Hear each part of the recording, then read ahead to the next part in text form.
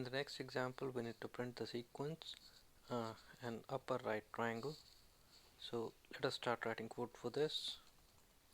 Again, as we see here, we have 5 rows.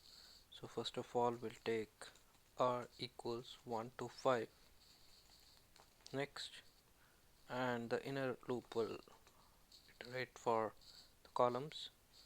So column number, this time we can see there here for first row it is from 5 to 5, for second row 4 to 5, then 3 to 5, and then 2 to 5, and then 1 to 5. So we can say that column number is starting from something, but it is always ending up to 5. Right, we'll put the value here. The beginning point we need to put here, so we'll see, and it ends with the next. Now we need to put the beginning point of the columns. So we can say begin point, right, and the row number.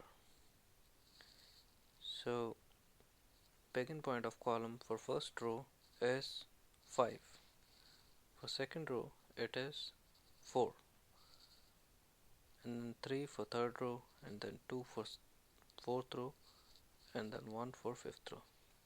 So we can see here one is decreasing and one is increasing. Relation is simple. The begin point is always 6 minus value of row. So we can put the logic there. So here we can say that begin point is 6 minus row, and the value of cells is again cells r comma c dot value equals, again we need to put the logic for value.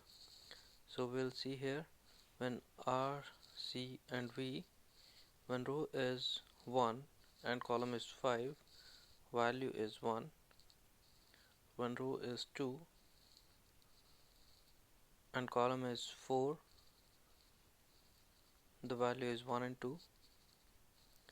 For third row we have 3 values in column 3, 4 and 5. The values are 1, 2 and 3. Similarly in fourth row we have 4 values, second, third, fourth and fifth. The values are 1, 2, 3, 4. Now if we have a look here, this is for second and this block is for 4. I'm just highlighting so that we can see the difference.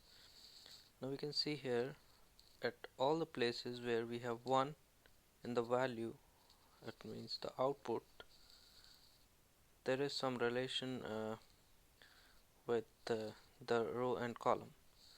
Let's see. So whenever this is 1, the sum of row and column is 6. 4 plus 2, 5 plus 1, 3 plus 3, and again 2 plus 4. So therefore the value v depends on row and column both, and not on any one this time. But how this relation will come, we can see. We need to jump to the next value, where we can see whenever there is a value of 2, sum is 7. Whenever the value is 3, sum is 8. So that means if we do r plus c, which is we put another table, r plus c and value.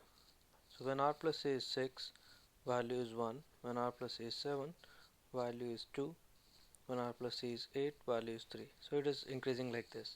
Both the things are increasing in positive direction. So we can say that value is nothing but r plus c minus 5. So it is passing for all.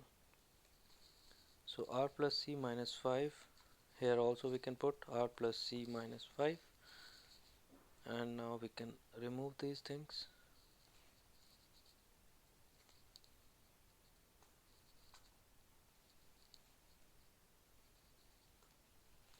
Let's run this, let's see what happens.